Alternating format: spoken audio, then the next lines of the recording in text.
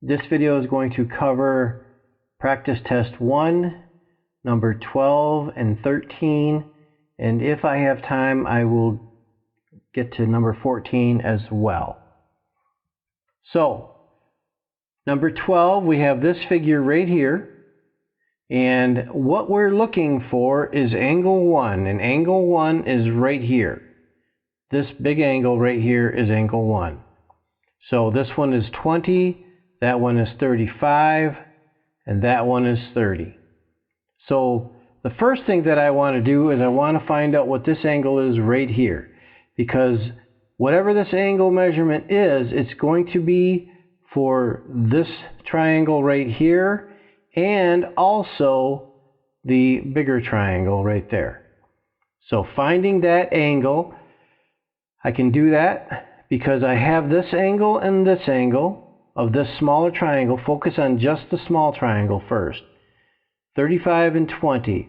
So that angle is going to be 180 minus 20 minus 35. So that's 180 minus 55. Oh, to do that in my head.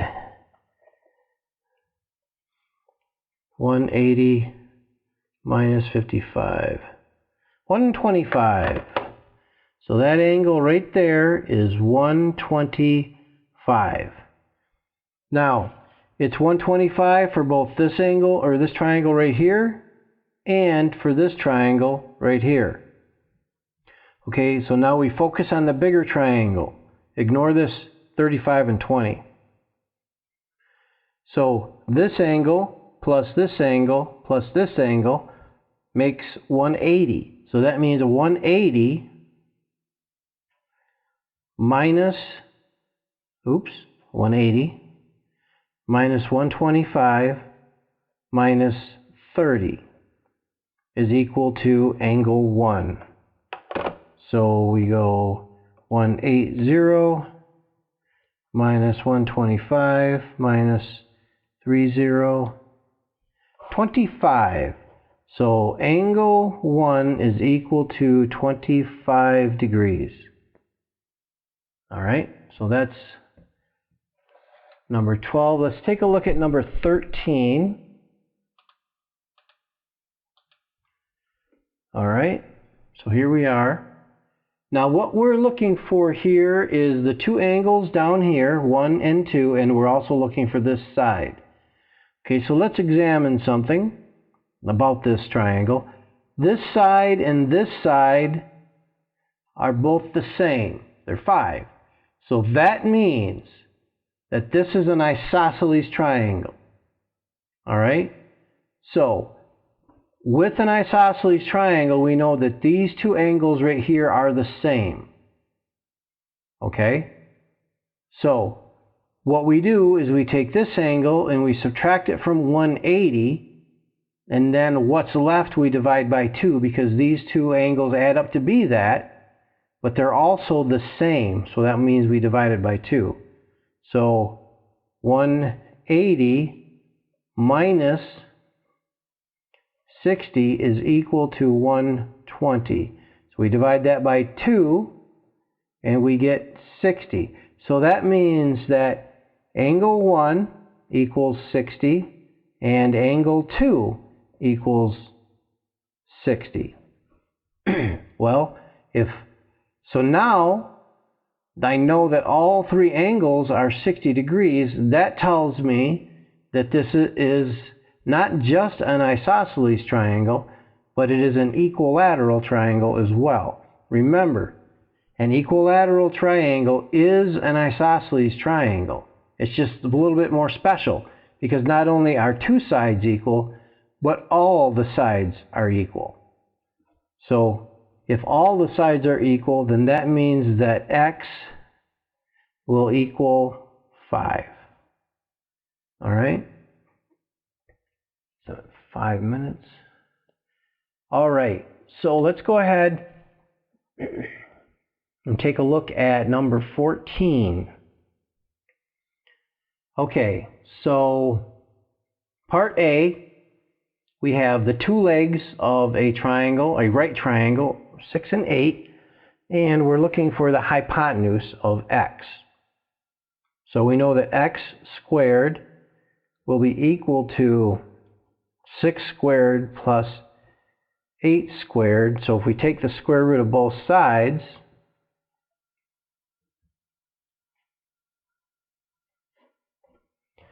so calculator,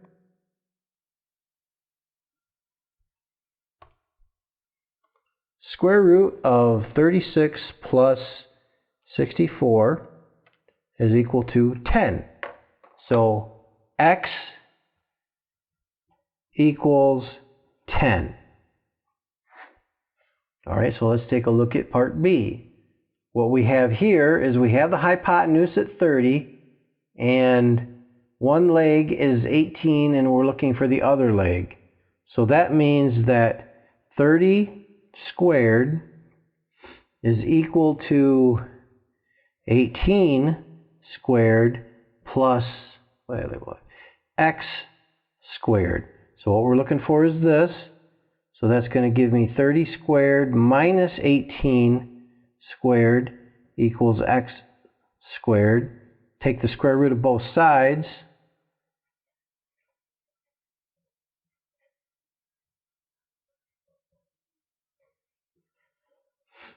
And then calculator that out. Square root 30 squared minus 18 squared, 24. So that means that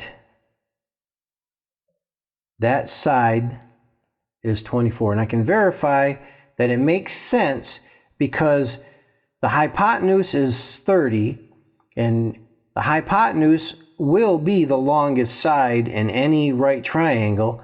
So therefore this number cannot be greater than 30. So at least I'm right in that area. Okay? If this number was, if I figured this all out and I came to something like 35 or something like that, then there's no way it could be right. As something happened, something went wrong. So I'm just trying to show you some little red flags that can fly up to let you know that something went wrong. Now that doesn't mean that 24 is, if I made a mistake, it could still be 24.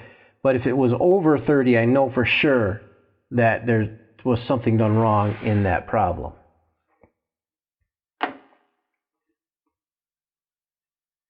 All right, so let's take a look at C. And we have the same situation as we had just in B, but it's just the other side. So what we have here is the hypotenuse is 5 squared, and that equals 4 squared plus x squared. Now some of you might recognize this triangle right away, but that's okay. Oh, what am I doing? Jumping ahead of myself.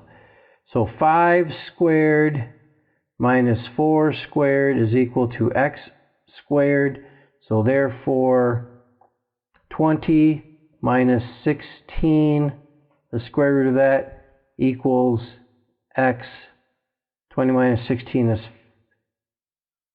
take the square root of 4. Oops, 25. I thought something was wrong there. 25 minus 16 is 9. Square root of 9 is equal to 3. So that means that x is 3. Boy, I messed up right there. Don't do that.